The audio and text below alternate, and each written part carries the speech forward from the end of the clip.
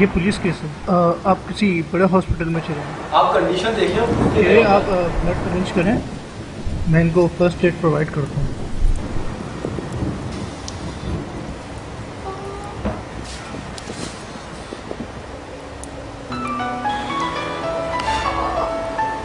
यार I am sorry यार, आज मजलिस में नहीं आ सकता मैं।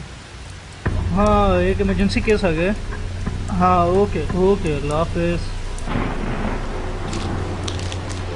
मनफात एक है इस कौम की, नुकसान भी एक ही सबका नबी, दीन भी, ईमान भी एक, हरम पाक भी, साले का फिर तू मेरा राज करेगा।